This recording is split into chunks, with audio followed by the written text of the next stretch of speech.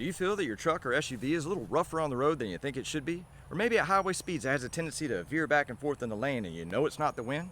Well, these sound like characteristics of an older vehicle with worn out suspension and you're probably due for an alignment. But what if that's not the case? What if all that's to spec or you're driving a brand new vehicle? Did you know something as simple as your tire pressure could be the root cause to most, if not all, of these symptoms you're experiencing on the road? Just because your tires look like they're full of air, meaning not flat, doesn't necessarily mean the pressure inside them is ideal for the optimum performance of the tire. So what pressure should you be running in your tires? Sure, you can check the door jamb and the owner's manual and you'll find a manufacturer preferred tire pressures for the tires that came on the vehicle at the time of production, but it's usually geared towards economy and not comfort. But what if you don't know if the tires that are on the vehicle are what originally came on it? Or you've just upgraded to some big oversized tires? What pressure do you run then? Now, some of you are probably familiar with this method, but there is a simple, effective, and very inexpensive tool you may even have laying around your house that can help find this ideal pressure to enhance your on-road comfort, tracking ability, increase your tread life, but it can come with a caveat of a slight decrease in fuel economy. But if you're more about comfort over economy, this method should definitely work for you. Want to know what this inexpensive tool is? It's chalk. Want to know how we use it? Stick around. Get it? Chalk, stick.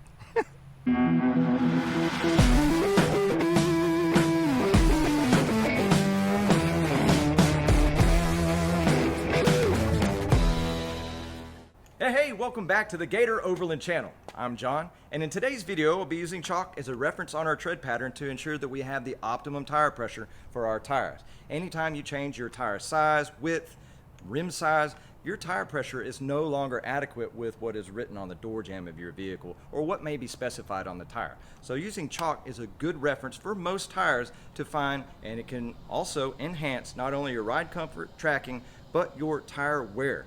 And as mentioned, it can come with a caveat of slight decrease in fuel economy, but in most cases, it's not even noticeable. So let's get started.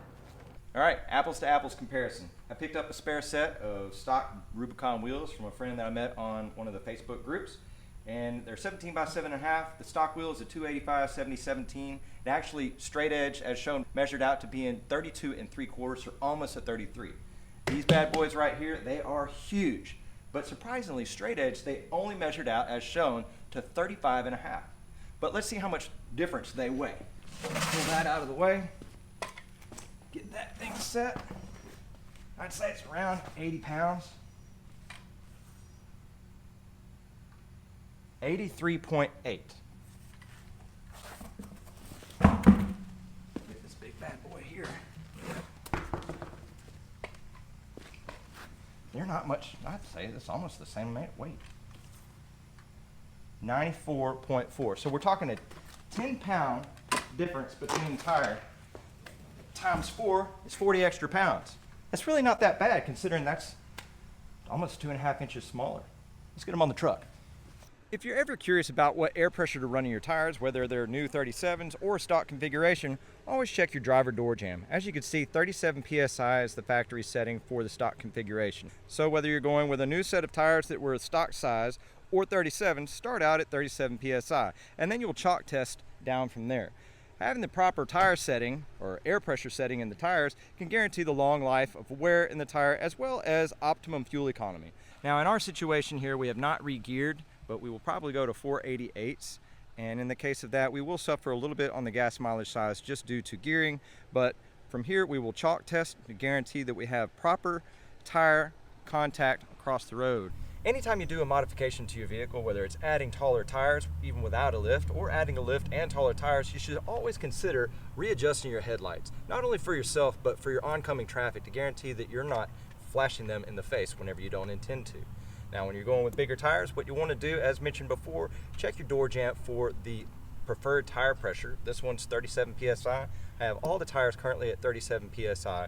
It feels pretty good on the road, but what we're going to do is a chalk test. And the chalk test guarantees that you have even contact across the tread pattern to guarantee proper wear. It might sacrifice a little bit of your fuel mileage, but it's not that big a deal. But if you have the chalk test and it shows that you're wearing here and not out here, you're overinflated and you have too much air pressure. If you're contacting here and not in here, then you're underinflated and you need to inflate. And then you just write it down on the inside of your door jamb or something like that.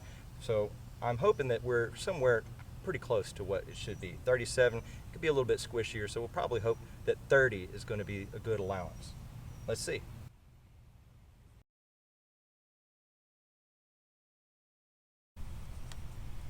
Once you have a pretty good section of chalk done on there, go ahead and do the same exact thing on the rear. All right, now that we have the chalk applied both front and rear, we're going to do a linear drive, basically on a straight path, about 100 yards or so. And we're going to see how the contact is, and then we're going to adjust with our air pressure gauge, up or down. Hopefully we don't have to go up. We're at 37 PSI right now. We're shooting for anything that's lower than that gets full contact. Now, if you have Patagonia's, different type of tire, they have called what's a crowned edge on the top of it, and they actually prefer for you to ride right here in the middle. So you should definitely at least start out with your pressure shown on the door jamb, and doing a chalk test like this is not what you want to do with a set of Patagonias, but we're going to do that with the PFGs.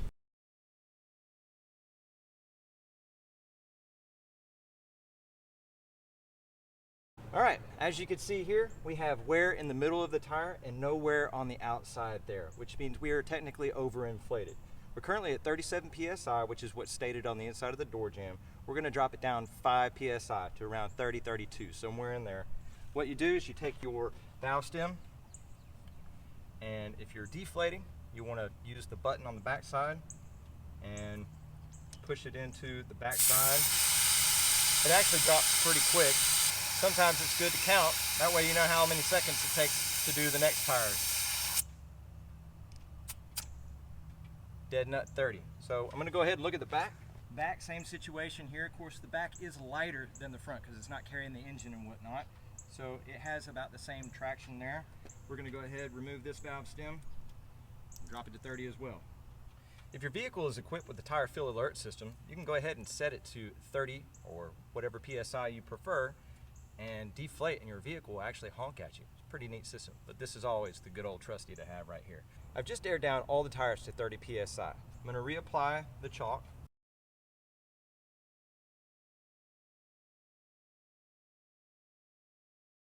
And do keep in mind, if you're one of the Gladiator owners that seems to have this lane changing situation and always fighting the steering wheel, go ahead and check your tire pressure first. Whenever I first got my stock tires, they came from the factory with 47 PSI. The max was 50 PSI. The door jamb says 37 PSI, and I chalk tested them at 30 PSI. And it drove like a dream, tracked perfect, and then I did all the upgrades with the suspension, and it's even better. But now we're gonna do the same thing to this, because 37 PSI, if you ask me, is probably a little too high. Chalk test proves. We're gonna do it again and see if our 30 PSI is ideal. Could even be less.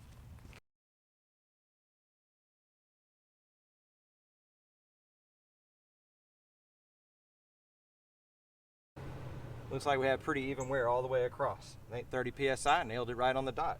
If you experience any situation where it ends up being more on the outside like this, you're underinflated. That means you need to air up. If you end up in a situation where it's all this and white on the outside, you're overinflated. But that was an even contact right there. Same with the rear, even contact all the way across. 30 PSI, 37 1250s, we're good to go. If you found today's video informative or helpful in finding the ideal tire pressure for your tires, give us a big thumbs up, let us know how we're doing. For a heads up on any future installs or adventures, hit that subscribe button, notification bell, share if you'd like, and you can follow us along our journey. Remember, we at Gator Overland encourage each and every one of you to take a daily moment to unplug and reconnect with the outdoors, even if it's just for a few minutes. And as always, we thank you for watching. Have fun, keep it safe, and just go. Thanks, y'all.